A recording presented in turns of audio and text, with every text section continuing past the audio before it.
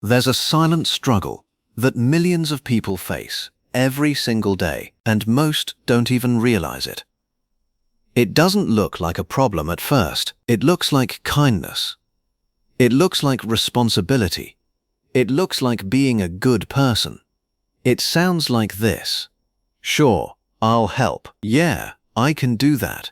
No problem, I'll take care of it. But beneath those words, something deeper is happening. A slow exhaustion, a quiet frustration, a life that feels increasingly out of control. You see, most people aren't overwhelmed because they have too much to do. They're overwhelmed because they say yes too often to the wrong things. They say yes to requests they don't have time for. Yes to obligations they don't believe in. Yes to people who don't respect their boundaries. Yes, even when every part of them wants to say no. And over time, those small yeses turn into a heavy burden. Your schedule fills up. Your energy drains away. Your priorities get pushed aside. And one day, you wake up feeling stuck in a life you didn't consciously choose, not because you made one big mistake, but because you made 1,000 small ones. This is the hidden cost of always saying yes. But why do we do it? Why do we agree to things we don't want? Why do we sacrifice our time, our energy, and sometimes even our peace of mind? The answer is simple but powerful.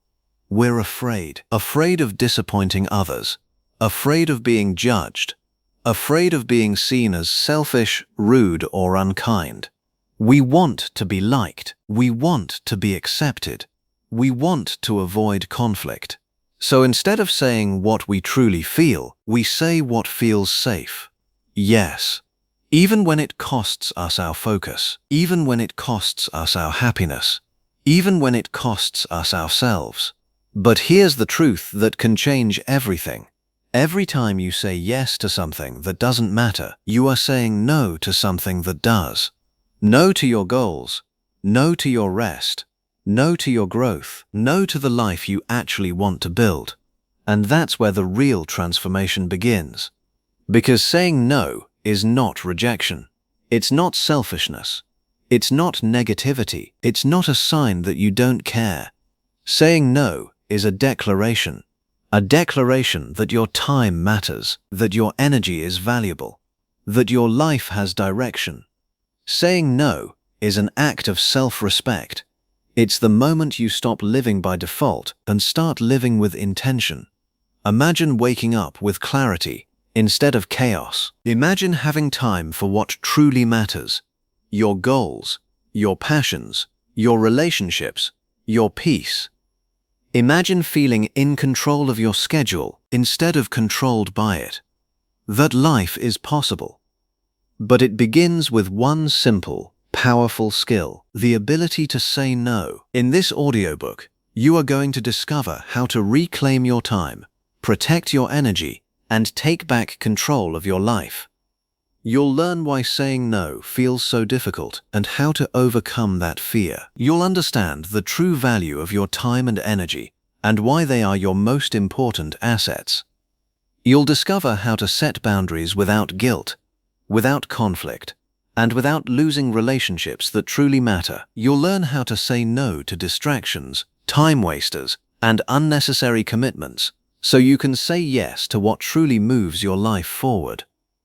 You'll build the confidence to stand by your decisions, even when it's uncomfortable. And most importantly, you'll learn how to create a life that is not just busy, but meaningful. Because at the end of the day, your life is not defined by how much you do. It's defined by what you choose to do and what you choose to let go. This is not just about saying no to others. It's about saying yes to yourself. Yes to your dreams. Yes to your priorities. Yes to a life of focus, freedom, and purpose. So as you begin this journey, I want you to reflect on one simple question. What have you been saying yes to that is quietly taking you away from the life you truly want? And more importantly, are you ready to change that? Because the moment you learn the power of saying no is the moment your life begins to transform. Welcome to Limitless Listening, your space for growth, clarity, and transformation. Here, we bring powerful ideas from motivational and personal development into immersive audiobook experiences designed to inspire your mind and elevate your life. This isn't just about listening, it's about awakening your potential.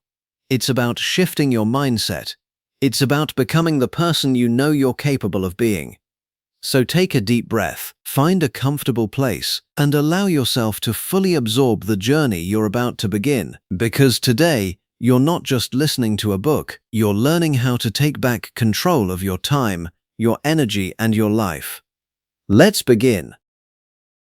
Chapter 1: The Hidden Cost of Always Saying Yes. There is a quiet habit that many people carry without even realizing it. A habit that feels polite, responsible, even admirable on the surface. It's the habit of always saying yes. Yes, I can help. Yes, I'll take care of it. Yes, no problem. Yes, I'll manage. At first, it seems harmless. In fact, it often feels like the right thing to do. You become known as reliable, helpful, and easy to work with. People appreciate you. They depend on you. You feel needed. But beneath that surface lies a hidden cost. One that slowly builds over time until it begins to affect your energy, your time, your self-worth, and ultimately, your identity. This chapter is about uncovering that cost, because what feels like kindness and cooperation can quietly become self-neglect and emotional exhaustion. Most people who struggle to say no are not weak. They are often kind, empathetic, and deeply aware of others' needs. They want to avoid conflict. They want to be liked. They want to help. Somewhere along the way, they learned that saying yes equals being good. Maybe it came from childhood, being praised for obedience. Maybe it came from fear of rejection, disappointment, or confrontation. Or maybe it developed from a desire to feel valuable in a world where worth is often tied to usefulness. So they say yes, again and again.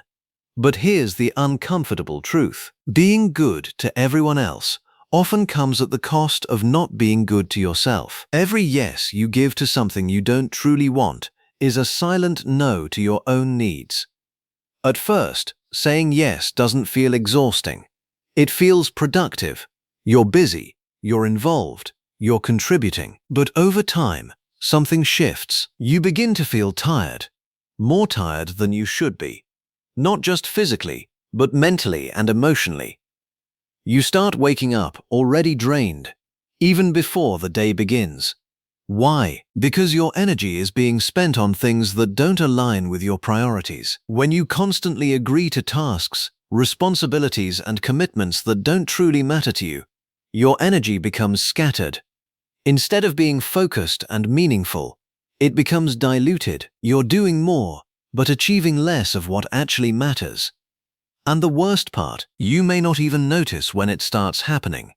The exhaustion creeps in slowly, disguised as just being busy. Time is one of the most valuable resources you have. Yet when you constantly say yes, your time stops belonging to you. Your schedule fills up with other people's priorities, a favor here, an extra task there, a last-minute request you couldn't refuse. Before you know it, your days are no longer yours. They are shaped by the demands and expectations of others. You might find yourself saying things like, "I didn't have time. I've been so busy, I'll do it later." But the reality is often this: you didn't lack time, you lost control of it. Every unnecessary yes is time taken away from something more meaningful. Your goals, your rest, your growth, your peace. And once time is gone, it doesn't come back. The slow erosion of identity. Perhaps the most dangerous cost of always saying yes is not the exhaustion or the lack of time. It's the gradual loss of who you are. When you constantly adapt to meet others' expectations, you begin to disconnect from your own desires. You stop asking yourself what you want. Instead, you start asking, What do they need? What will make them happy? What should I do? Over time, this creates a subtle but powerful shift. You become someone who reacts, instead of someone who chooses. Your identity becomes shaped by external demands rather than internal values. And eventually, you may reach a point where you feel lost, not because you lack direction, but because you've spent so long following others' paths that you've forgotten your own. The fear behind the yes. If saying yes has such a high cost, why do so many people struggle to say no? The answer often lies in fear. Fear of disappointing others, fear of being judged, fear of being seen as selfish, fear of conflict or rejection. These fears are powerful because they are emotional, not logical. You might know that you're overcommitted. You might feel overwhelmed. But in the moment, saying no feels harder than dealing with the consequences of saying yes. So you choose the easier discomfort now, agreement, instead of the harder discomfort later, exhaustion and resentment. But here's the truth. Every time you say yes out of fear, you reinforce that fear. And every time you say no with confidence, you weaken it. The hidden rise of resentment. One of the most overlooked consequences of always saying yes is resentment. At first, you agree willingly, but when the requests keep coming and your energy keeps draining, something changes. You begin to feel frustrated, not always openly, not always immediately, but internally it builds. You might start thinking, why do they always ask me? Why doesn't anyone else do this? Why am I the only one sacrificing? And yet, you continue to say yes. This creates a painful contradiction. You blame others for asking, but you ignore your own role in agreeing. Resentment grows in that space, between what you allow and what you actually want. And over time, it can damage relationships, not because of what others did, but because of what you never expressed.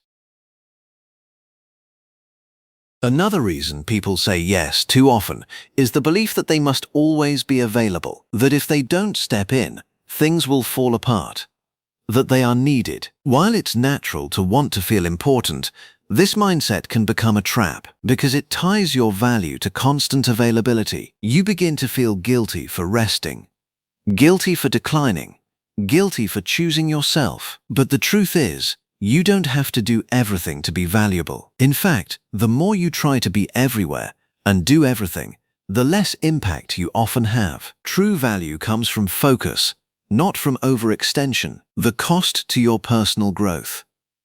Growth requires time, energy, and intention. It requires space to think, to learn, to reflect, and to act on your own goals. But when your life is filled with obligations you didn't consciously choose, that space disappears. You stay busy, but you don't move forward. You stay active, but you don't evolve. Your dreams get postponed, not because they are impossible, but because they are constantly pushed aside by immediate demands. And the longer this continues, the harder it becomes to break the cycle, because busyness creates the illusion of progress. The turning point. Awareness. The first step to change is awareness. Not guilt, not blame, just awareness. Start noticing. How often do you say yes automatically? How often do you agree before thinking? How often do you regret it afterward? Pay attention to your energy.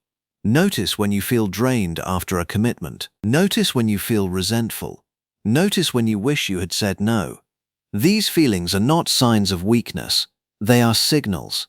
Signals that something is out of alignment, redefining what it means to care. Many people believe that saying no means being uncaring or selfish. But that's not true. Saying no doesn't mean you don't care.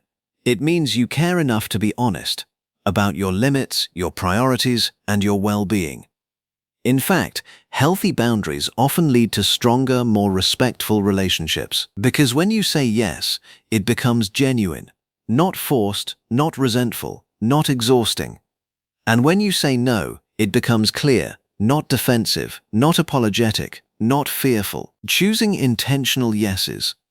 The goal is not to stop helping people.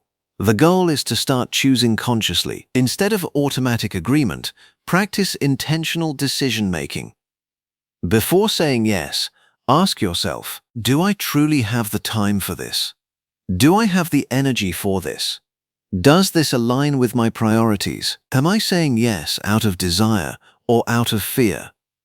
If the answer doesn't feel right, pause. You don't have to respond immediately.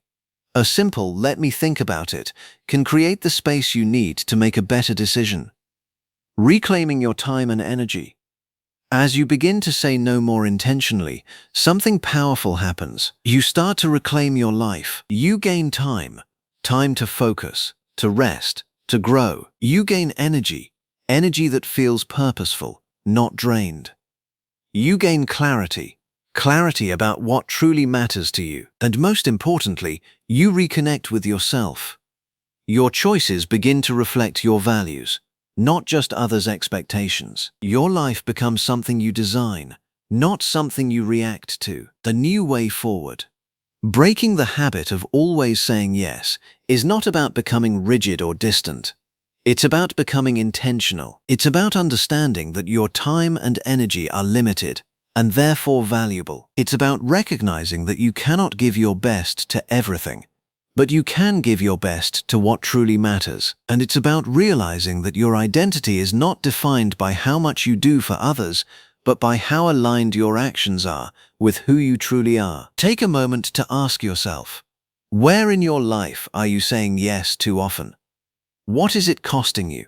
And what would change if you started choosing differently? Because every yes shapes your life, and every no protects it. Learning to say no is not about losing opportunities.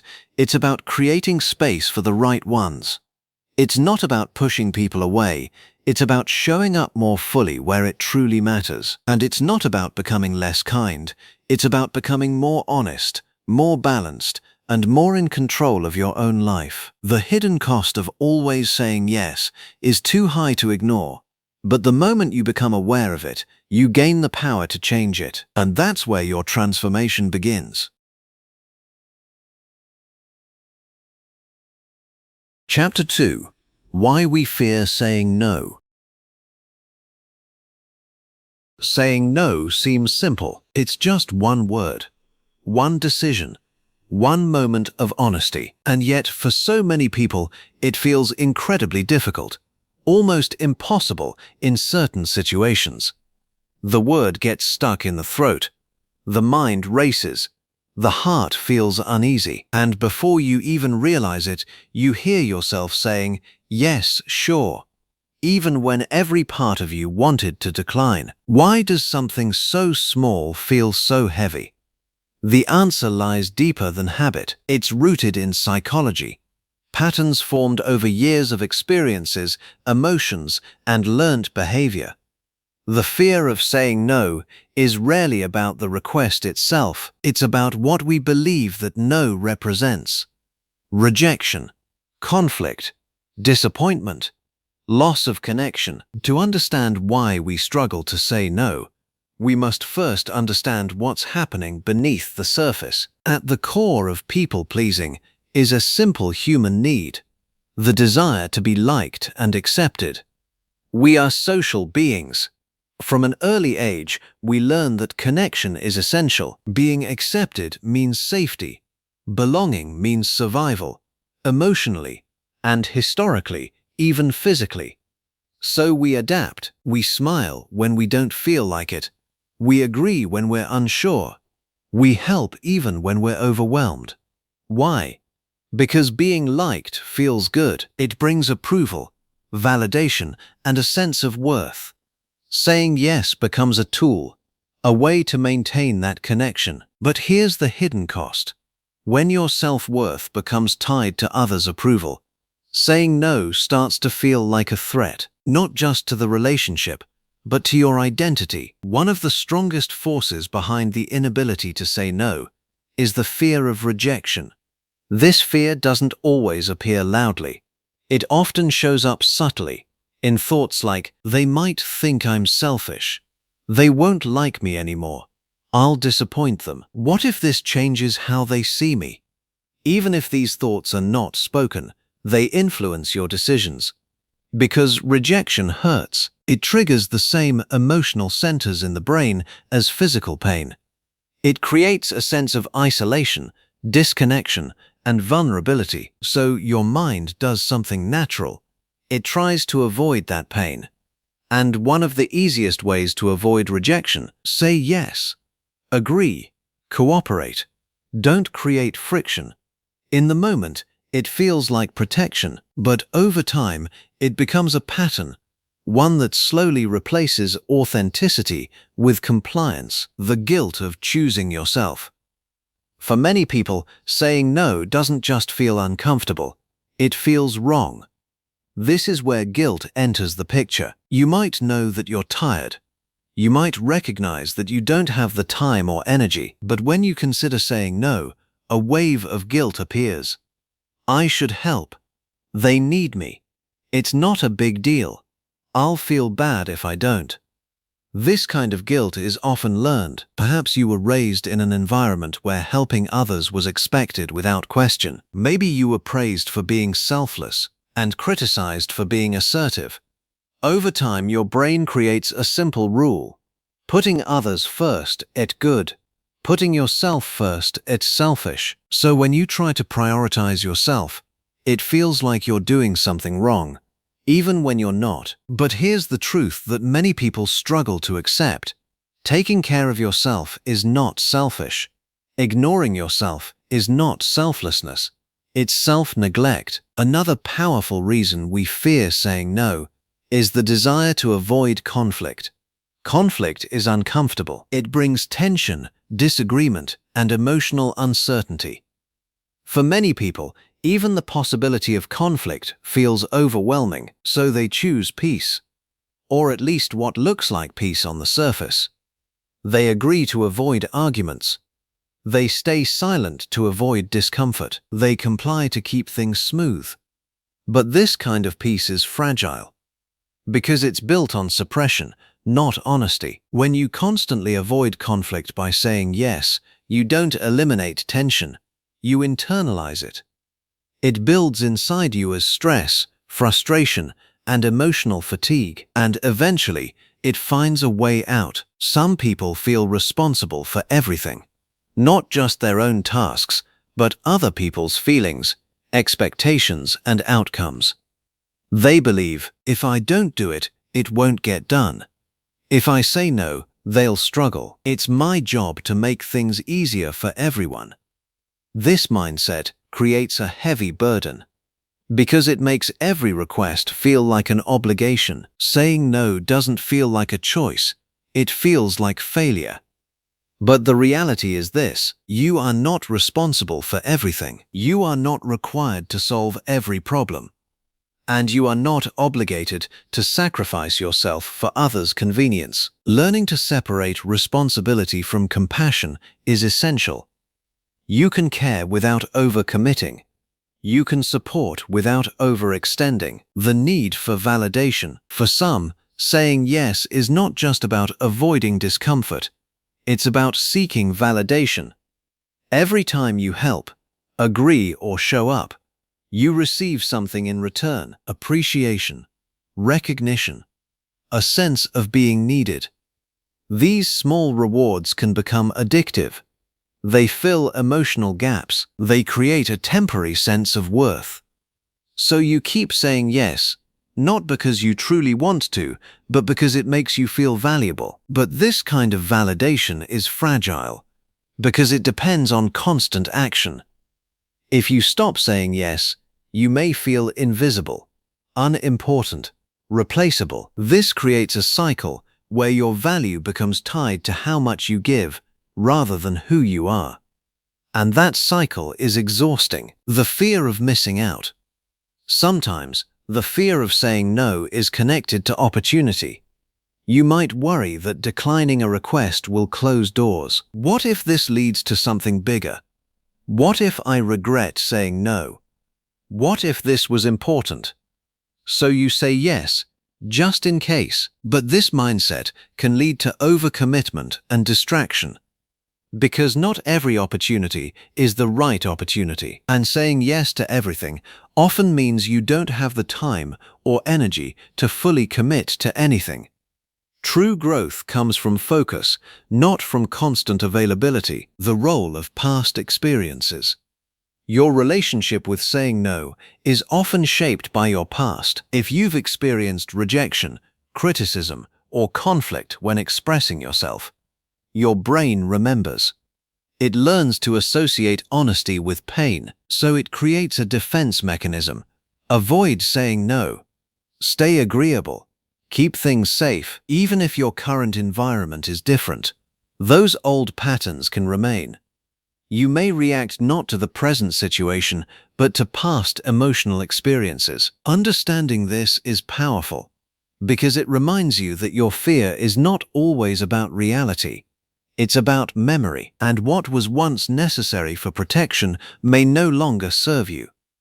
The internal conflict. At the heart of all this is a simple but painful conflict. The desire to be true to yourself versus the desire to be accepted by others. When you say yes against your will, you choose acceptance over authenticity. When you say no honestly, you risk discomfort for the sake of truth. This tension is not easy to resolve, but it's important to recognize that every choice has a cost. Saying yes may protect you from immediate discomfort, but it often leads to long-term dissatisfaction. Saying no may feel uncomfortable in the moment, but it often leads to long-term clarity and self-respect. Reframing the fear. The goal is not to eliminate fear completely.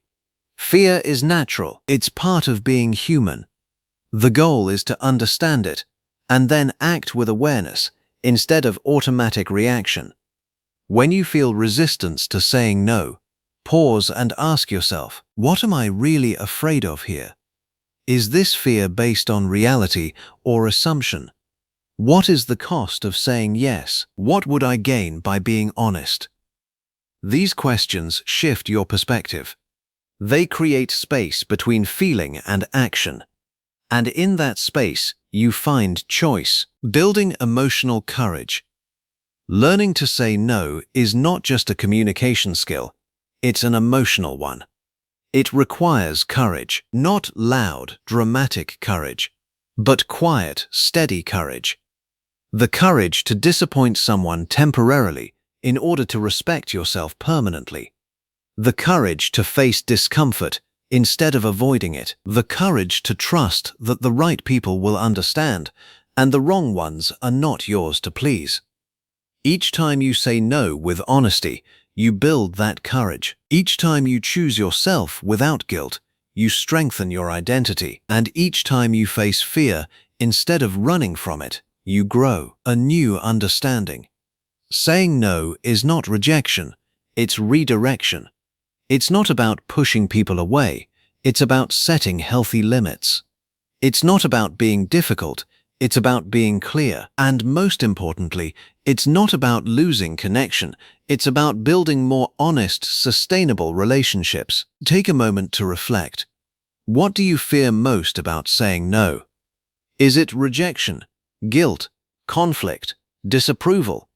Where did that fear begin? And is it still serving you today? Because the fear you feel is real, but it is not permanent. It can be understood, it can be challenged, and it can be changed. The journey to saying no begins with understanding why you couldn't before. And once you see the patterns clearly, you no longer have to be controlled by them. You can choose differently. You can respond instead of react. And you can begin to build a life where your yes is meaningful, because your no is honest. Chapter 3. Understanding your time and energy value. There is a silent truth that most people overlook until it's too late. Your life is not made up of years. It is made up of time and energy. Every goal you achieve, every relationship you build, every dream you pursue, everything depends on how you use these two invisible assets. Yet, unlike money, they are often treated carelessly, given away without thought, and spent without intention. You can lose money and earn it back. You can lose opportunities and find new ones. But once your time is gone, it is gone forever. And once your energy is drained, everything in your life begins to suffer. Understanding the value of your time and energy is not just a productivity concept. It is a life philosophy. It is the foundation of boundaries, focus, success, and inner peace. Imagine your life as a bank account. Every day, you wake up with a fixed deposit of time and energy. You cannot increase the number of hours in a day, and you cannot operate at full energy forever. These resources are limited. Now ask yourself, where are you investing them? Because whether you realize it or not, every action you take is a transaction. Every yes is a withdrawal. Every distraction is a cost. Every meaningful effort is an investment. The problem is that most people spend their time and energy like they are unlimited. They say yes without thinking. They scroll without awareness. They commit without considering the cost. And by the end of the day, they feel exhausted, but not fulfilled. Why? Because they spent their resources, but didn't invest them. To truly understand their value, you must first recognize the difference between time and energy. Time is fixed. Energy is variable. You cannot create more time. Everyone has the same 24 hours, but your energy, your mental clarity, emotional strength, and physical stamina can rise and fall depending on how you live. This is where many people go wrong. They try to manage time, but ignore energy. They fill their schedules with tasks without asking, do I have the energy for this? Is this the right time for this task? Am I operating at my best, or just forcing myself through? As a result, they end up doing important work in low-energy states and wasting high-energy moments on trivial activities. Understanding your energy patterns changes everything because it allows you to align your actions with your capacity. The hidden cost of misalignment. When your time and energy are misaligned, the cost is significant. You might spend hours working, but produce very little. You might complete tasks, but feel no sense of progress. You might stay busy, but feel deeply unfulfilled. This is not a lack of effort, it's a lack of alignment. For example, working on a creative task, when you're mentally exhausted, leads to frustration. Engaging in deep thinking during a distracted state leads to poor decisions. Saying yes to commitments when you're already drained leads to burnout. Over time, this misalignment creates a cycle of inefficiency and exhaustion. You start to believe that you need more time, but what you really need is better use of your energy. Energy is the quality of your life. If time determines how long you live, energy determines how well you live. Two people can have the same number of hours in a day, but completely different experiences. One feels focused, motivated, and clear. The other feels tired, overwhelmed, and distracted. The difference is energy. Energy affects your ability to think clearly, your emotional stability, your productivity, your relationships, your creativity, your resilience. When your energy is high, everything feels easier. When your energy is low, even simple tasks feel overwhelming. That's why protecting your energy is just as important as managing your time. Energy doesn't just disappear, it is directed. And often, it is drained by things you don't even notice. Unnecessary conversations, constant notifications, overthinking, people-pleasing, lack of sleep, poor boundaries, mental clutter. Each of these may seem small on its own, but together, they create a constant leakage of energy. It's like having a bucket full of holes. No matter how much you pour in, it never feels enough. The solution is not always to do more. It's to protect what you already have. The power of saying no.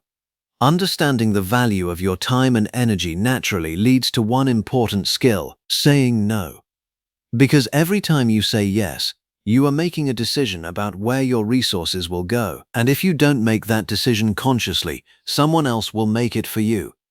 Saying no is not about rejection, it's about protection. It's about recognizing that your time and energy are limited, and choosing to use them wisely. It's about understanding that not every request deserves your attention. And most importantly, it's about respecting yourself enough to set boundaries. Not all activities are equal. Some tasks move your life forward, others simply keep you occupied. Learning to distinguish between high-value and low-value activities is essential. High-value activities align with your goals, create long-term impact, require focus and intention, contribute to growth and fulfillment. Low-value activities provide temporary distraction, create little to no lasting benefit, often feel urgent but are not important, drain energy without meaningful return. The challenge is that low-value activities often feel easier, they require less effort. They provide instant gratification, but they also consume the time and energy you need for what truly matters. Omission the shoe, sir. The moment you start valuing your time and energy, your perspective shifts. You begin to ask better questions. Is this worth my time? Is this worth my energy? What am I sacrificing by saying yes to this? These questions create awareness, and awareness leads to control. Instead of reacting to every demand, you start choosing your commitments. Instead of filling your day randomly, you begin to design it intentionally. This is where real power lies. Not in doing more, but in doing what matters. Rest is not a waste. One of the biggest misconceptions about productivity is the belief that rest is unproductive. In reality, rest is essential. Without rest, your energy declines. Without energy, your performance drops. Without performance, your results suffer. Rest is not the opposite of productivity. It is a part of it. It allows your mind to reset. It restores your focus. It prepares you for meaningful work. When you understand the value of energy, you stop feeling guilty for resting. Instead, you see it as an investment. The discipline of focus. Your time and energy are most powerful when they are focused. Scattered attention leads to scattered results. When you try to do too many things at once, you dilute your effectiveness. But when you focus deeply on one meaningful task, your impact multiplies. This is where discipline becomes important. Not harsh discipline, but intentional discipline. The ability to say, this is what matters right now, and everything else can wait. Focus is not about restriction. It's about clarity, designing your life with intention. When you truly understand the value of your time and energy, you stop living by default. You start living by design. You become more selective, more aware, more intentional. You don't just ask, what do I have to do? You ask, what do I want to build? Your schedule becomes a reflection of your priorities. Your actions become aligned with your values. Your life becomes more purposeful. And slowly, you move from being busy to being fulfilled. The long-term impact, the way you use your time and energy today, shapes your future. Small choices, repeated daily, create massive outcomes over time. An hour of focused work each day can transform your skills. A few moments of rest can protect your mental health. A single no can create space for something meaningful. On the other hand, constant distractions can delay your progress. Chronic exhaustion can damage your well-being. Endless yeses can lead you away from your true path. This is the compounding effect of time and energy. What seems small today becomes significant tomorrow. Take a moment to reflect. Where is your time going each day? What is draining your energy the most? Are you investing your resources or just spending them?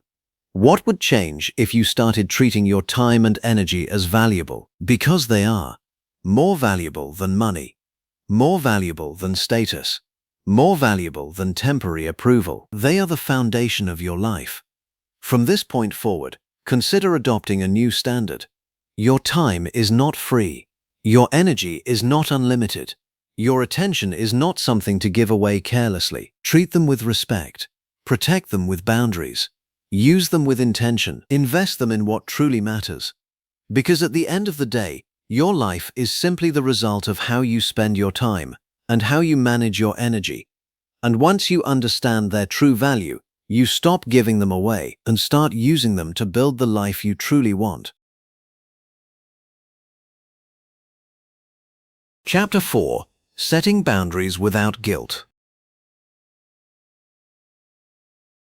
There comes a moment in life when you realize something important. You cannot keep giving without limits. You cannot keep saying yes to everything and still expect to have time, energy, and peace for yourself. You cannot keep prioritizing others while ignoring your own needs and still feel balanced. That realization often leads to one word: boundaries. And yet, the moment you try to set them, something uncomfortable appears. Guilt. A quiet voice that whispers, "Am I being selfish? What will they think of me? Will this hurt the relationship? Am I doing the wrong thing?" So instead of setting the boundary, you step back, you soften your words, you over-explain, or you abandon the boundary altogether. This chapter is about breaking that pattern, because boundaries are not walls that push people away. They are lines that protect what matters. Before you can set boundaries confidently, you must first understand what they are and what they are not. Boundaries are not punishment, rejection, control over others, a way to avoid people. Boundaries are clear expressions of your limits, guidelines for how you allow others to treat you, decisions about what you will and will not accept. A form of self-respect in action. A boundary is not about changing someone else's behavior. It is about communicating your own. It sounds like, "I'm not available at that time. I can't take this on right now. I need some space. I'm not comfortable with that." Simple, clear, honest, but not always easy. If boundaries are so important, why do they feel so uncomfortable? Because they challenge deeply rooted beliefs. You may believe that being kind means always being available.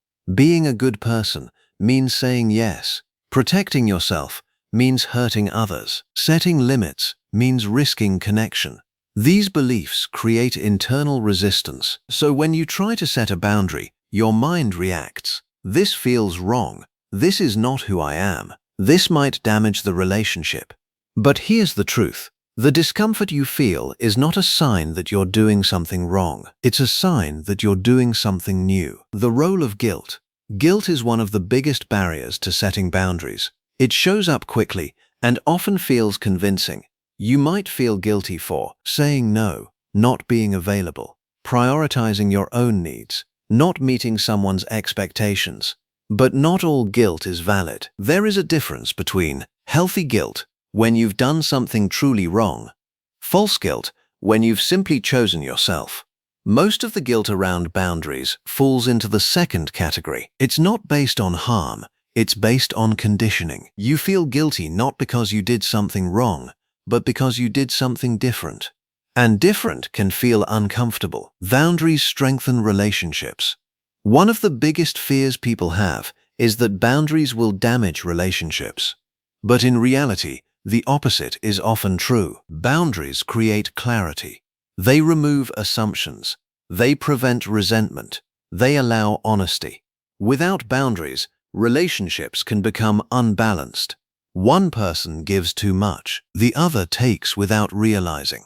Over time, frustration builds, not because of what was asked, but because of what was never expressed. Boundaries fix that. They create a space where both people understand each other better, and that understanding leads to stronger, healthier connections. The cost of not setting boundaries.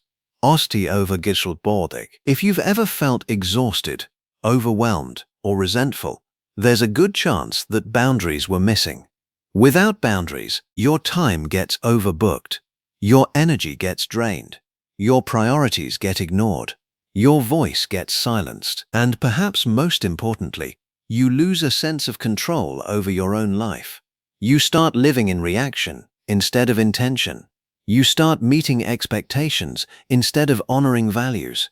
And slowly, you move further away from yourself. The art of saying no respectfully. Setting boundaries doesn't require harshness. It requires clarity. You can say no in a way that is both firm and respectful. For example, instead of, "I can't do this. Stop asking me," you can say, "I appreciate you thinking of me, but I'm not able to take this on right now, instead of, I don't want to come. You can say, I won't be able to make it, but I hope it goes well. The key is not to over-explain. You don't need to justify your decision with long reasons. A simple, clear response is enough. Because the more you explain, the more you open the door for negotiation. And boundaries are not negotiations, they are decisions, dealing with reactions. Not everyone will respond positively to your boundaries. Some people may be surprised, some may feel disappointed, some may even push back. This is normal, especially if they are used to you always saying yes. But remember, their reaction is not your responsibility. You are responsible for your actions, not for how others feel about them. This doesn't mean you should be careless. It means you should be respectful, but not controlled by others' emotions. Over time, people adjust. They learn your limits. They respect your space, and those who truly value you will not walk away because you chose to respect yourself. Starting small. If setting boundaries feels overwhelming, start small. You don't need to change everything at once. Begin with low-pressure situations. Say no to something minor. Delay your response instead of answering immediately. Express a small preference. Each small step builds confidence, and confidence makes the next step easier. Boundaries are a skill, and like any skill, they improve with practice. What of setting a boundary once is not enough. You must maintain it. Because if you say no today and yes tomorrow under pressure, the boundary becomes unclear. Consistency builds credibility. It shows others that your words matter. It also reinforces your own self-respect. Every time you honor your boundary, you strengthen your identity. Every time you break it, you weaken it. You will not set boundaries perfectly every time. Sometimes you will say yes when you meant no. Sometimes you will feel guilty. Sometimes you will second-guess yourself. That's okay. This is a process. What matters is progress, not perfection. Each attempt teaches you something. Each experience builds awareness, and over time, what once felt uncomfortable becomes natural. At its core, setting boundaries is an act of self-respect. It's a way of saying, my time matters, my energy matters, my needs matter. And when you believe that, your actions begin to reflect it. You stop overextending. You stop over-explaining. You stop apologizing for existing. You begin to show up differently, with clarity, with confidence, with intention, a new way to care. Setting boundaries doesn't make you less caring. It makes your care more sustainable, because when you protect your time and energy, you avoid burnout, you avoid resentment, you avoid emotional exhaustion, and that allows you to give from a place of strength, not obligation, from choice, not pressure, from authenticity, not fear. Will Thyphens. Take a moment to ask yourself, where in your life do you need stronger boundaries? What have you been saying yes to that doesn't feel right? What are you afraid will happen if you say no? And then ask, what is the cost of continuing without boundaries? Because every time you avoid setting a boundary, you are choosing short-term comfort over long-term peace. From this point on, remember, you are allowed to say no. You are allowed to have limits.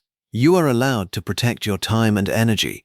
You are allowed to choose yourself without guilt, because boundaries are not about pushing people away. They are about making space for a healthier, more honest, and more balanced life. And the moment you begin to set them is the moment you begin to truly take control of your life. Chapter 5. Saying no to distractions and time wasters. In today's world, distraction is not an accident. It is designed. Every notification, every scroll, every quick check is competing for one thing, your attention. And while these distractions may seem small in isolation, together they form one of the biggest obstacles to focus, productivity, and meaningful progress. The truth is simple but uncomfortable. Most people are not lacking time. They are losing it, not in big, obvious ways, but in small, invisible moments that add up over hours, days, and years. This chapter is about recognizing those hidden distractions, understanding their impact, and learning how to say no, not just to people, but to the habits and behaviors that quietly steal your life. Distractions rarely announce themselves as problems. They show up in harmless forms. I'll just check my phone. Let me scroll for a minute. I'll watch one quick video. But that 1 minute rarely stays 1 minute. It turns into 5, then 10, then 30, and by the time you realize it, your focus is gone. This is how distractions work. They don't demand your time, they borrow it. And slowly, they take more than you intended to give. Distractions don't just waste time, they break your focus. Every time you shift your attention, your brain has to reset. It takes time to return to the same level of concentration. This means that even small interruptions have a larger impact than you realize. You might spend an hour on a task, but if you were distracted multiple times, your actual productive time could be much less. Beyond productivity, distractions also affect the quality of your work, your ability to think deeply, your creativity, your mental clarity. Constant distraction trains your mind to stay shallow. Instead of thinking deeply, you react quickly. Instead of focusing fully, you divide your attention. And over time, this becomes your default state. We live in an environment where distraction is always available. Your phone is always within reach. Social media is always updating. Messages are always waiting. This creates a constant pull on your attention. Even when you're not actively checking your phone, part of your mind is aware that something might be there. This is called attention residue. A part of your focus remains stuck on the last thing you checked. So even when you try to work, you're not fully present. You are physically there, but mentally scattered. To eliminate distractions, you must first recognize them. Not all distractions are obvious. Some are external, others are internal. External distractions, phone notifications, social media, emails and messages, noise and interruptions, unplanned requests from others. Internal distractions, overthinking, boredom, lack of clarity, emotional stress, the urge to avoid difficult tasks. Many people focus only on external distractions, but internal distractions can be just as powerful.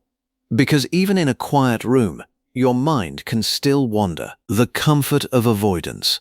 One of the biggest reasons we fall into distraction is not lack of discipline, it's avoidance. We avoid tasks that feel difficult, unclear, overwhelming, uncomfortable. So instead of facing them, we look for something easier, something that gives instant satisfaction. Scrolling feels easier than working. Watching feels easier than creating.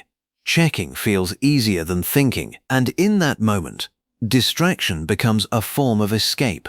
But every time you escape, the task remains, and often it becomes even harder to face. Saying no to low-value activities. Just like you say no to unnecessary requests from people, you must learn to say no to unnecessary activities. Not everything deserves your attention. Ask yourself, is this helping me move forward? Is this adding value to my life? Or is this just filling time? This question is powerful because it shifts your awareness. It helps you see the difference between activity and progress, between being busy and being productive, creating a focus-friendly environment. Your environment plays a huge role in your ability to focus. If distractions are always within reach, resisting them becomes harder. So instead of relying only on willpower, design your environment. Turn off unnecessary notifications. Keep your phone out of reach during focused work. Use apps or tools that block distractions. Create a dedicated space for work. When your environment supports focus, discipline becomes easier. Multitasking is often seen as a strength, but in reality, it reduces effectiveness. Your brain is not designed to focus on multiple tasks at once. It switches between them, and each switch comes with a cost. Single tasking is the opposite. It means giving your full attention to one task at a time. This leads to better results, faster completion, less mental fatigue. When you focus deeply, you work smarter, not harder. Building a focus habit. Focus is not something you either have or don't have. It is something you build. Like any habit, it improves with practice. Start small. Focus for 20-30 minutes without interruption. Take a short break. Then repeat. Over time, increase your focus duration. This trains your brain to stay engaged for longer periods. And gradually, distraction loses its power. Managing your energy. Focus is not just about time. It's about energy. You cannot expect to focus deeply when you're tired, stressed, or overwhelmed. Pay attention to your energy levels. Work on important tasks when your energy is high. Take breaks when your energy drops. Avoid forcing productivity in low-energy states. When you align focus with energy, your efficiency increases. The role of clarity. Sometimes, distraction is a sign of confusion. When you're not clear about what to do, your mind looks for alternatives, so it drifts.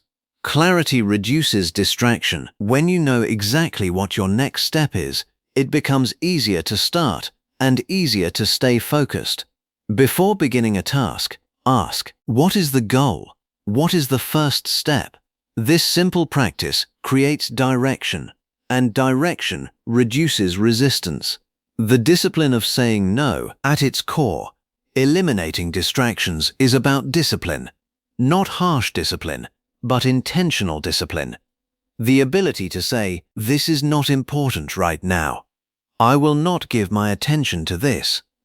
Each time you resist a distraction, you strengthen your focus. Each time you give in, you reinforce the habit.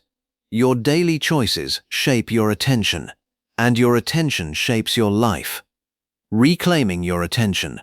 Your attention is one of your most powerful resources. Where you direct it determines what you create. When your attention is scattered, your results are scattered. When your attention is focused, your results improve. Reclaiming your attention means taking control of what you allow into your mind. It means choosing depth over distraction, meaning over noise, progress over comfort. The long-term impact. The difference between a distracted life and a focused life is significant. A distracted life feels busy but unproductive. A focused life feels intentional and fulfilling. Over time, this difference becomes massive. Small moments of focus lead to meaningful progress. Small moments of distraction lead to wasted potential. The choice may seem small in the moment, but its impact is not. Take a moment to reflect. What distracts you the most? How much time do you lose to it each day? What would your life look like if you reduced those distractions? Because the time you spend distracted is not just lost, it is taken from something more important. Your goals, your growth, your future. A new standard. From now on, consider setting a new standard for your attention. Not everything deserves your focus. Not every notification needs a response. Not every moment needs to be filled with stimulation. Silence is not empty. Focus is not boring. And discipline is not restriction. It is freedom. Because when you learn to say no to distractions, you finally start saying yes to what truly matters. Chapter 6. Protecting your mental and emotional energy. There is a kind of exhaustion that sleep cannot fix. You wake up tired. You go through the day feeling drained. Even small tasks feel heavy, and no matter how much you rest, the fatigue remains. This is not just physical tiredness. It is mental and emotional exhaustion, and in today's world, it has become incredibly common. We often think of energy as something physical, something we lose through work, movement, or lack of sleep, but a significant portion of our energy is spent mentally and emotionally. Every thought you process, every conversation you engage in, every worry you carry, all of it consumes energy. And when that energy is constantly drained without being restored, burnout becomes inevitable. This chapter is about understanding where your mental and emotional energy goes and how to protect it. Unlike physical effort, mental and emotional energy drains are not always visible. You can sit still all day and still feel exhausted. Why? Because your mind has been working non-stop.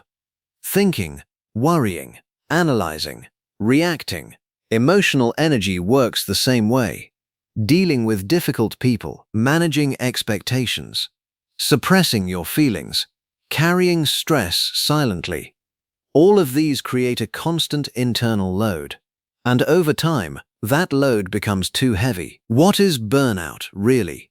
Burnout is not just being tired. It is a state of deep exhaustion, mental, emotional, and often physical. It shows up as lack of motivation, constant fatigue, irritability, difficulty concentrating, feeling overwhelmed, emotional numbness. Burnout doesn't happen overnight.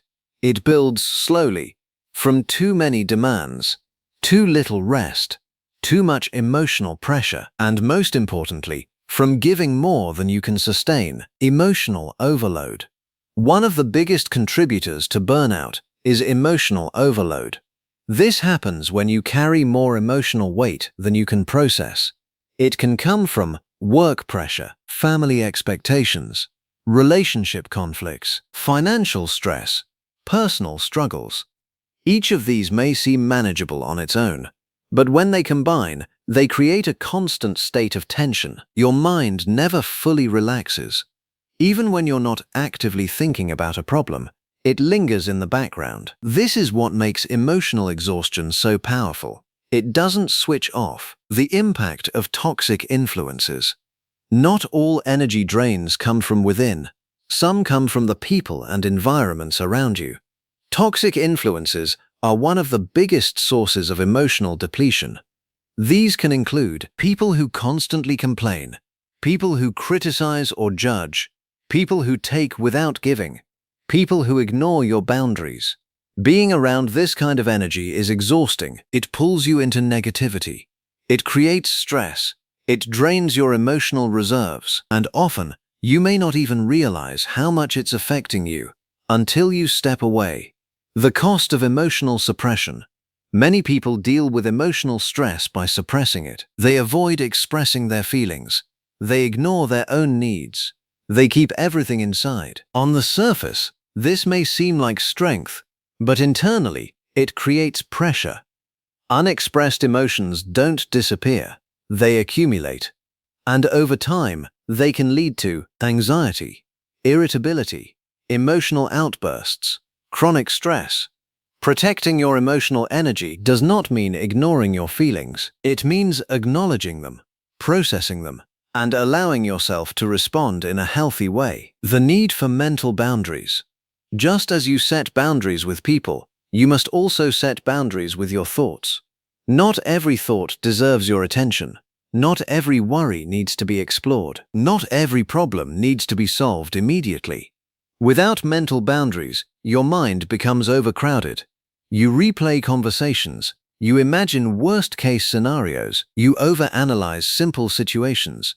This constant mental activity drains your energy. Learning to step back from your thoughts is essential. You don't have to engage with everything that enters your mind. Protecting your emotional space. Your emotional space is like a container. It has limits. If you keep filling it without emptying it, it overflows. Protecting this space means being selective about what you allow in. Not every conversation needs your involvement. Not every problem needs your emotional investment. Not every situation requires your reaction. Sometimes, protecting your energy means stepping back. It means choosing distance, not out of indifference, but out of self-respect. The power of detachment. Detachment is often misunderstood. It does not mean you stop caring. It means you stop carrying what is not yours. You can support someone without absorbing their stress. You can listen without taking on their emotions. You can care without losing yourself. This kind of emotional balance is powerful because it allows you to stay present without becoming overwhelmed, restoring your energy. Protecting your energy is only part of the process. You also need to restore it. Mental and emotional recovery requires intentional effort. This can include quiet time without stimulation, journaling your thoughts, spending time in nature, engaging in meaningful conversations, practicing mindfulness or reflection. The key is to create space where your mind can slow down, space where your emotions can settle. Without this space, recovery cannot happen. The importance of saying no. One of the simplest ways to protect your energy is by saying no. No to unnecessary stress.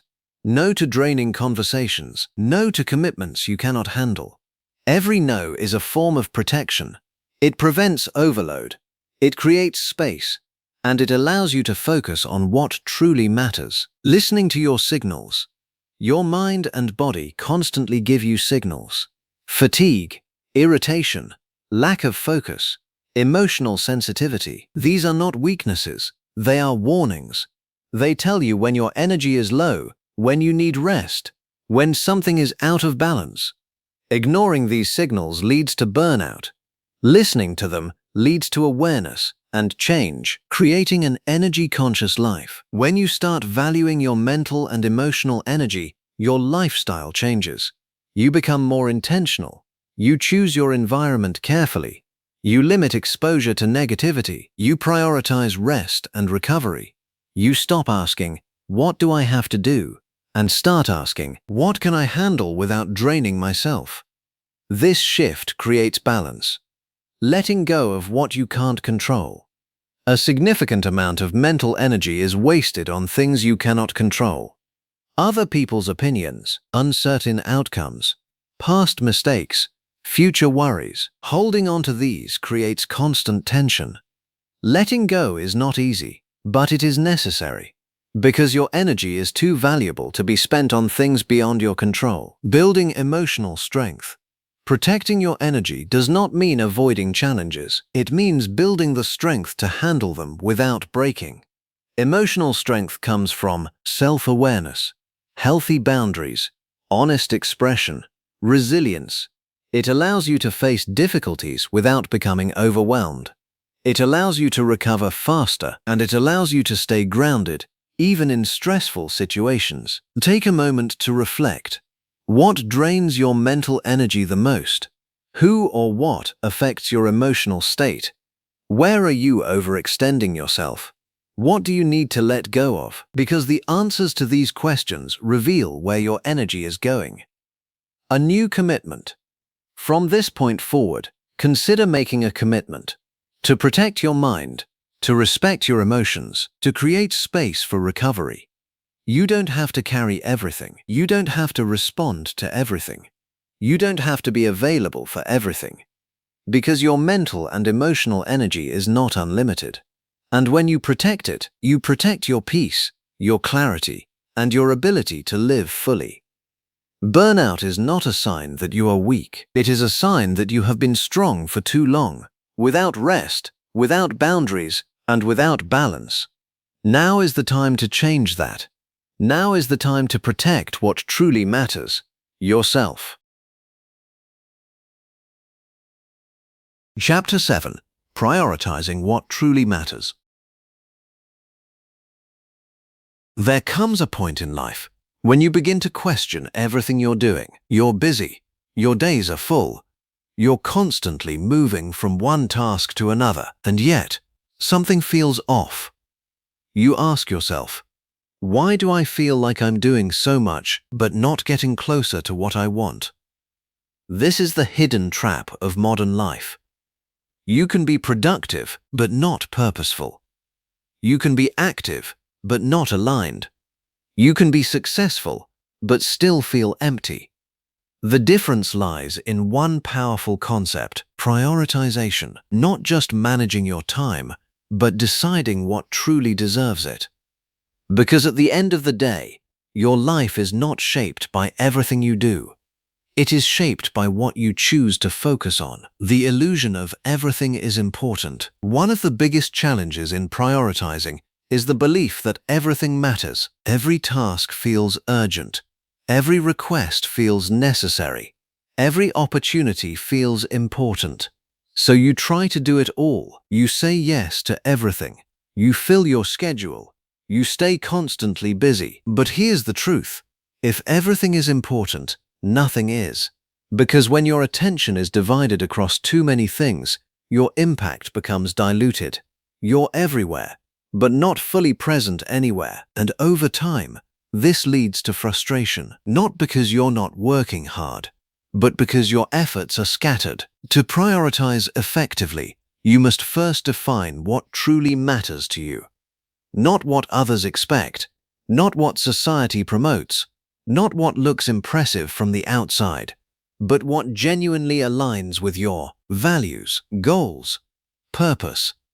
These three elements act as your compass. They guide your decisions. They shape your direction. They help you filter what deserves your attention and what doesn't. Your values are what you believe is important in life. They influence how you think, how you act, and what you prioritize. Examples of values include growth, freedom, family, health, integrity, creativity, contribution. When your actions align with your values, you feel fulfilled. When they don't, you feel disconnected. That's why understanding your values is essential. Because they help you answer the question, is this worth my time and energy? Your goals, the direction. While values define what matters, goals define where you're going. They give your life direction. Without clear goals, it's easy to drift. You react to opportunities instead of creating them. You follow paths instead of choosing them. But when you have clear goals, prioritization becomes easier. You can ask, does this move me closer to my goal? If the answer is no, it becomes easier to say no. Your purpose, the meaning. Purpose is deeper than goals. It's the reason behind what you do. It gives meaning to your efforts. When you connect your actions to a sense of purpose, even difficult tasks feel worthwhile. Without purpose, even success can feel empty. That's why prioritizing what truly matters is not just about efficiency, it's about meaning. The power of elimination. Prioritization is not just about choosing what to do, it's about choosing what not to do. Every time you say yes to something, you are saying no to something else. So the real question becomes, what are you willing to let go of? This is where many people struggle, because letting go feels like loss. But in reality, it creates space. Space for focus. Space for growth. Space for what truly matters. The 80-20 principle of life. Not all efforts produce equal results. A small percentage of your actions often creates the majority of your outcomes. This is known as the 80-20 principle. In your life, it means a few key activities drive most of your success. A few relationships bring most of your happiness. A few habits shape most of your results. The challenge is identifying those few, because once you do, you can focus your time and energy where it matters most, and reduce or eliminate the rest. Letting go of the fear of missing out. One of the biggest obstacles to prioritization is the fear of missing out. You worry that saying no might mean losing an opportunity, so you keep saying yes, just in case. But this mindset leads to overload, because trying to do everything often means doing nothing well. True success requires focus, and focus requires sacrifice.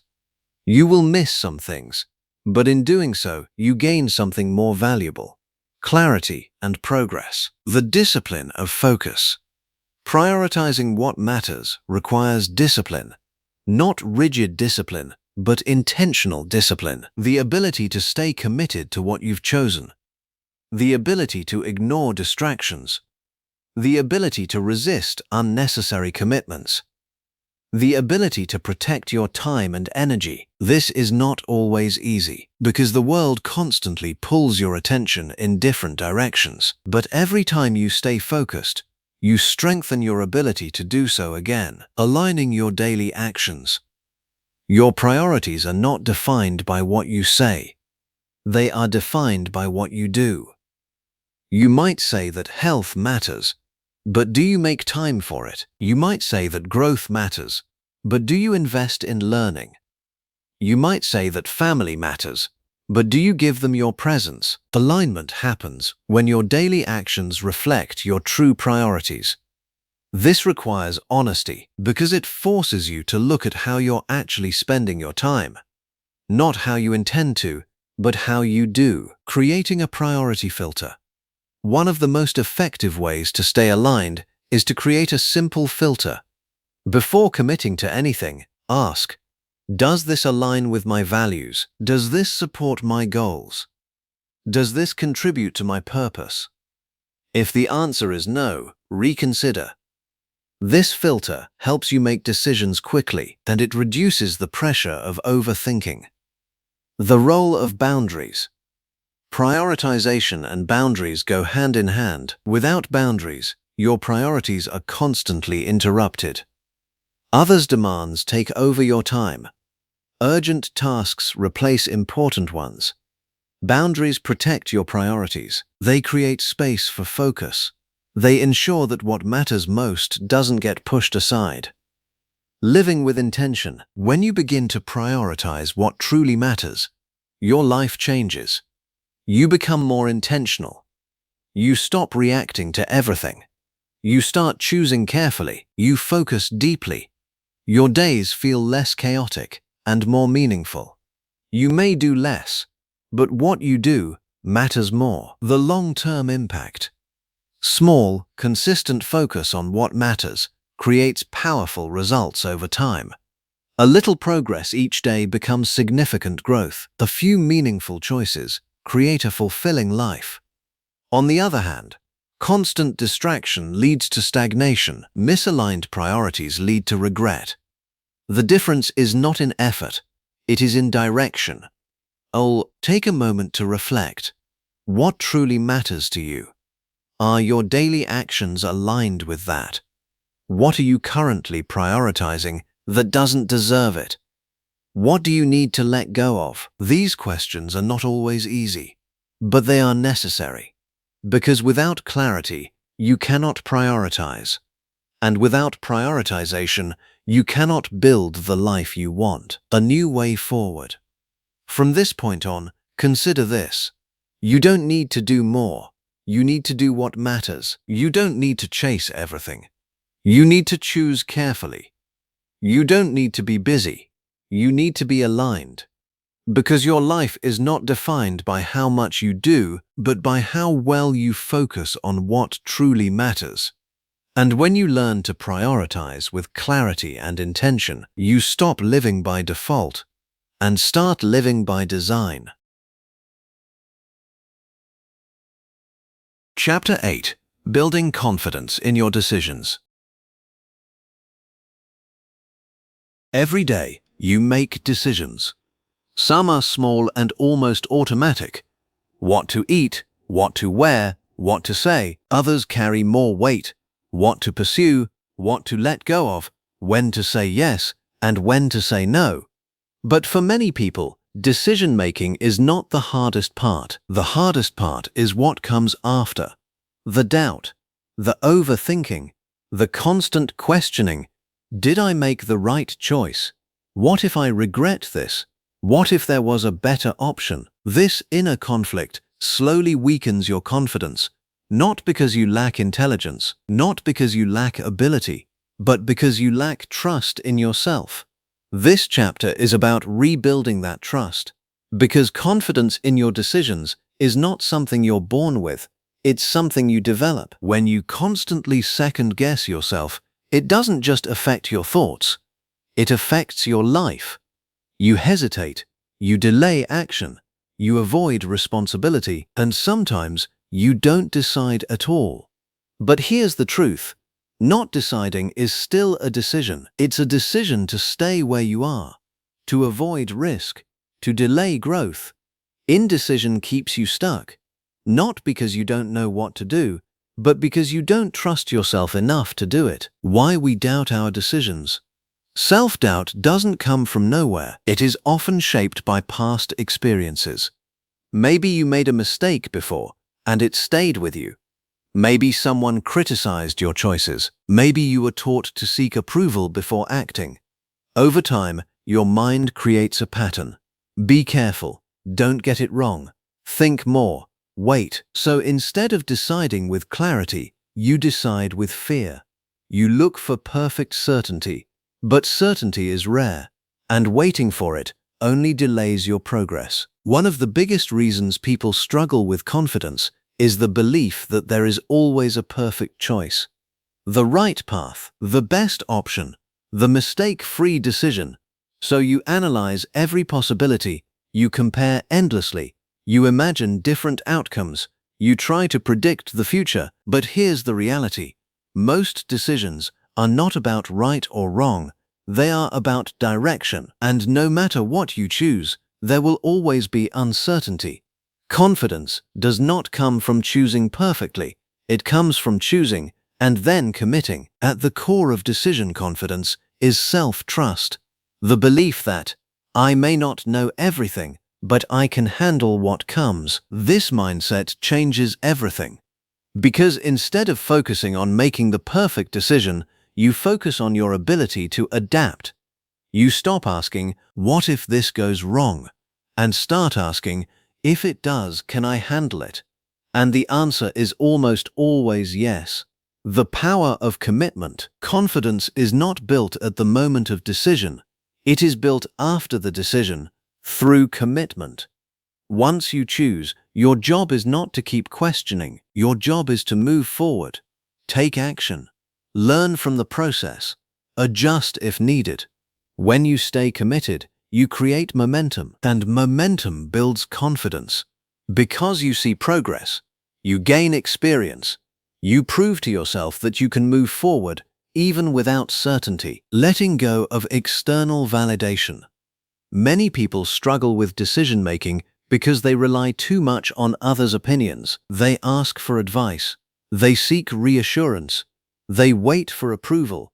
While guidance can be helpful, over-reliance creates dependency. You begin to trust others more than yourself, and that weakens your confidence. At some point, you must take ownership. You must accept that not everyone will agree with your choices. Not everyone will understand your direction. And that's okay, because your life is yours to live. Accepting imperfection. Every decision carries risk. Every choice involves uncertainty. And sometimes, you will make mistakes. This is not failure. It is part of growth. When you accept that mistakes are inevitable, you remove the pressure of perfection. You allow yourself to act. You allow yourself to learn. And most importantly, you allow yourself to grow. Building confidence through action. Confidence is not something you wait for. It is something you build. And the way you build it is through action. Start small. Make simple decisions quickly. Trust your judgment. Follow through. Each successful action reinforces your confidence. Even mistakes help, because they teach you what works and what doesn't. Over time, this creates a strong foundation, quieting the inner critic. Inside your mind, there is a voice, sometimes supportive, sometimes critical. The critical voice often sounds like, "You're not ready. You might fail. You should think more." This voice is not always wrong, but it is not always right either. Learning to question this voice is important. Ask yourself, is this thought helpful? Is it based on reality or fear? You don't have to silence the voice completely, but you don't have to obey it either. Learning to move forward. Confidence grows when you stop looking back. After making a decision, avoid replaying it. Avoid imagining alternative scenarios. Avoid asking what if repeatedly, because that keeps you stuck. Instead, focus on What's next? This simple shift moves your energy from doubt to action, and action is where confidence lives. The role of experience. Experience is one of the strongest sources of confidence. The more decisions you make, the more you learn. You begin to understand patterns. You recognize what works. You recover faster from mistakes. With experience, your fear decreases, because you realize that even when things don't go as planned, you can handle it. Becoming decisive. Being decisive does not mean being impulsive. It means being clear. It means gathering enough information, trusting your judgment, making a choice, moving forward without hesitation. Decisiveness creates momentum, and momentum creates progress. Why? Standing by your choices. Once you make a decision, stand by it, not stubbornly, but confidently. This means not constantly seeking reassurance, not changing your mind out of fear, not apologizing for your choices. It means respecting your own decisions, even if they are not perfect, because your confidence depends on it. Take a moment to reflect. Where do you hesitate the most in your decisions? What are you afraid of getting wrong? How often do you second-guess yourself? And then ask, what would change if I trusted myself more? Because confidence is not about always being right. It's about being willing to move forward, regardless. A new mindset. From this point on, consider this. You don't need perfect clarity. You need enough clarity to act. You don't need guaranteed outcomes. You need the courage to try. You don't need to avoid mistakes. You need to learn from them, because at the end of the day, your life is shaped by the decisions you make and the confidence with which you stand by them. And when you learn to trust yourself, you stop living in doubt and start living with direction. Chapter 9. Creating a Life of Focus and Freedom. There is a quiet dream that many people carry within them. A life where they feel in control. A life where their time is not constantly demanded by others. A life where they can focus deeply, live intentionally, and move in the direction they truly want. In one word, that dream is freedom. But freedom is often misunderstood. People think it means having no responsibilities, no structure, no obligations. In reality, true freedom is not the absence of structure. It is the presence of the right structure, a structure that supports your focus, protects your time, and aligns your life with what truly matters. This chapter is about building that kind of life, a life where your time works for you, not against you. Many people live in a constant state of busyness. Their days are full, their schedules are packed, their minds are always occupied. And yet, despite all this activity, they don't feel free. They feel trapped, because being busy is not the same as being productive, and it is definitely not the same as being fulfilled. Busyness often means reacting instead of choosing, responding instead of creating, managing tasks instead of building a life. It creates the illusion of progress while quietly taking away your freedom. To create a life of focus and freedom, you must first redefine what freedom means to you. Freedom is not doing nothing, it is doing what matters, without unnecessary interference. It is having control over your time, being able to focus without constant distraction, making decisions aligned with your values, having space to think, rest, and grow. Freedom is not about escaping life. It's about designing it, the connection between focus and freedom. At first glance, focus and freedom may seem like opposites. Focus requires discipline. Freedom feels like openness, but in reality, they are deeply connected. Without focus, your time gets scattered. Without focus, your energy gets drained. Without focus, your life gets pulled in multiple directions. And that lack of direction reduces your freedom. Focus creates clarity. It helps you decide what deserves your attention and what doesn't. And when you are clear, you are in control. Designing your ideal day. One of the most powerful ways to create freedom is to design your day intentionally. Instead of letting your day happen to you, you decide how it should look. Ask yourself, what kind of day do I want to live? When do I feel most focused? What activities matter the most to me? Then begin to structure your day around those answers. This doesn't mean every moment must be planned. It means your day has direction, a rhythm, a purpose. The role of boundaries. Freedom requires boundaries. Without boundaries, your time becomes accessible to everyone. Requests fill your schedule. Interruptions break your focus. Other people's priorities take over your day. Boundaries protect your time. They create space for deep work, rest, and meaningful activity. They allow you to say, "This is my time. This is what I'm focusing on." And without that protection, freedom cannot exist. Eliminating the non-essential. A life of focus is not built by adding more. It is built by removing what doesn't matter. This includes unnecessary commitments, low-value tasks, distractions, time-wasting habits. Each of these takes a small piece of your time and energy, and together they create a heavy burden. Eliminating the non-essential is not always easy, but it is necessary, because every unnecessary yes reduces your freedom. Creating space. Freedom requires space. Space in your schedule, space in your mind, space in your life. Without space, everything feels rushed. You move from one task to another without pause. You react instead of reflect. You exist, but you don't truly experience. Creating space means allowing time for thinking, planning, resting, being present. It may feel uncomfortable at first, especially if you're used to constant activity. But in that space, clarity emerges. The power of routine. While freedom may seem spontaneous, it often depends on routine.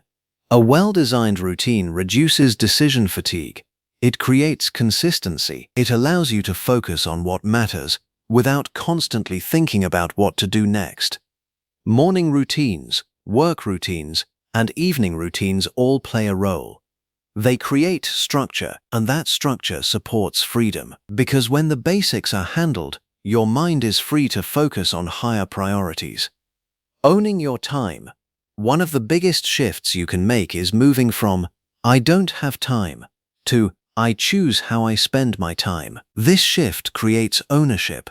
It reminds you that your time is yours. Even if you have responsibilities, you still have choices. You choose what to prioritize. You choose what to accept. You choose how to respond. And with that choice comes power, the courage to say no. A life of freedom requires the courage to say no. No to things that don't align. No to unnecessary obligations. No to distractions. Each no creates space, and that space is where freedom lives. Saying no is not about losing opportunities. It's about protecting the right ones, aligning work and life.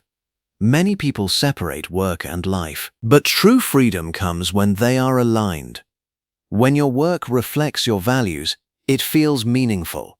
When your daily actions support your long-term goals, it feels purposeful. This doesn't mean every moment is enjoyable, but it means your efforts have direction, and that direction creates fulfillment. The long-term vision, creating a life of focus and freedom, is not a one-time decision. It is an ongoing process.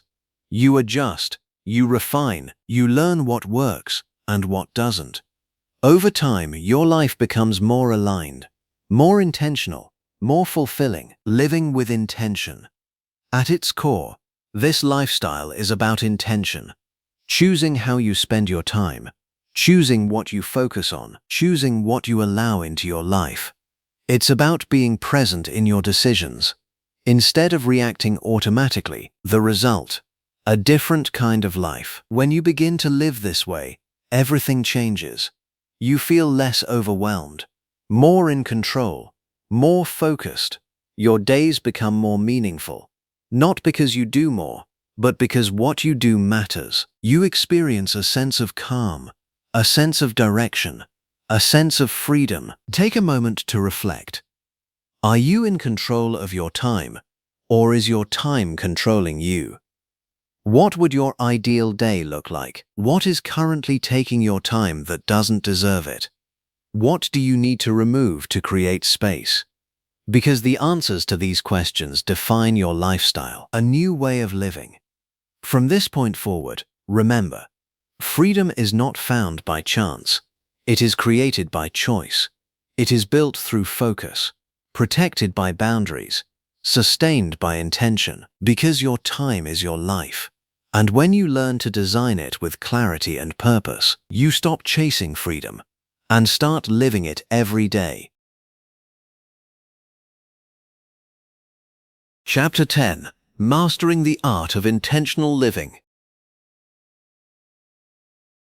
There is a powerful shift that happens when you stop living by default and start living by design. It's not loud, it's not dramatic, but it changes everything. You begin to notice your choices more. You pause before saying yes. You think before committing your time and energy, and slowly, your life starts to feel different. More calm, more focused, more aligned. This is the essence of intentional living. It is not about doing more. It is about choosing better. The difference between default and intentional living. Most people live on autopilot. They wake up and react to the day. They respond to messages. They follow routines without questioning them. They say yes without thinking. Days pass, weeks pass, years pass, and one day they realize, this is not the life I truly wanted. Not because they made one big mistake, but because they made thousands of small, unconscious choices. Intentional living is the opposite. It is conscious. It is deliberate. It is the practice of asking, is this how I want to live? And then choosing accordingly. The power of awareness. Intentional living begins with awareness. You cannot change what you do not notice. Start paying attention to your daily life. How do you spend your time? What do you say yes to? What drains your energy? What brings you fulfillment? Awareness creates clarity, and clarity creates choice. Without awareness, you react. With awareness, you decide. Choosing your yeses wisely. Every yes shapes your life. It takes your time. It uses your energy. It defines your direction. So the question is not, should I say yes? The question is this yes worth my life? Because in a very real sense, it is. Each commitment is a piece of your time, something you can never get back. Intentional living means treating your yes as valuable. Not automatic, not casual, but meaningful. The alignment principle. A powerful way to live intentionally is through alignment. Your actions should align with your values, goals, purpose. When alignment exists, life feels clear. You know why you're doing what you're doing. When alignment is missing, life feels scattered. You stay busy, but without direction. Before saying yes, ask, does this align with who I want to be and where I want to go? If the answer is no, reconsider. The discipline of saying no. Intentional living requires discipline, not rigid discipline, but conscious discipline. The ability to say no when something doesn't align, even when it's uncomfortable, even when it's tempting. Because every no protects your focus, it preserves your energy, it creates space for what truly matters. Living with clarity. Clarity is the foundation of intentional living. Without clarity, you hesitate, you overthink, you get pulled in different directions. Clarity comes from knowing what matters to you, what you want to achieve, what kind of life you want to build. This doesn't have to be perfect. It just needs to be honest. Intentional living is not a one-time decision. It is a continuous process, and reflection is a key part of that process. Take time to step back and ask, Am I living the way I want? Are my actions aligned with my priorities? What needs to change? Reflection helps you adjust. It keeps you aware. It prevents you from drifting back into autopilot. Living intentionally often means going against the norm. You may say no when others say yes. You may slow down when others rush. You may choose depth when others choose distraction. This requires courage, because not everyone will understand. But remember, you are not here to live someone else's life. You are here to create your own, creating a life you respect. Intentional living is not just about success. It's about respect. Respect for your time, respect for your energy, respect for your values. When you live intentionally, you begin to respect your own life. You stop wasting time on things that don't matter. You stop overcommitting. You stop ignoring your own needs. And that self-respect changes how you show up in the world. Big changes come from small decisions. What you choose to do today matters. How you spend this hour matters. The conversations you engage in, the tasks you accept, the habits you build, all of these shape your life. Intentional living is not about perfection. It is about consistency. Making better choices, one moment at a time, letting go of what doesn't serve you. To live intentionally, you must be willing to let go. Let go of unnecessary commitments, toxic habits, distractions, the need to please everyone. Letting go creates space.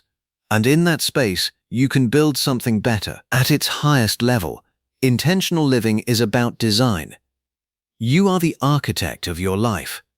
Your choices are your tools. Your habits are your structure. Your priorities are your foundation. When you take ownership, everything changes. You stop waiting. You start creating. Purpose gives meaning to your choices. It connects your daily actions to something bigger. When you live with purpose, your yes becomes powerful. Because it is not random, it is directed. It moves you forward. There is a deep sense of freedom in living intentionally, not the freedom of having no responsibilities, but the freedom of choosing them. The freedom of knowing why you do what you do.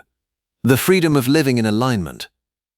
Take a moment to ask yourself, am I living intentionally or just reacting to life? Where am I saying yes without thinking? What would change if I became more conscious of my choices? Because these questions reveal your current path. A final commitment. From this point forward, consider making a commitment to pause before saying yes, to choose based on alignment, to respect your time and energy, to live with awareness and purpose. Because your life is not defined by how many things you do, but by how intentionally you do them.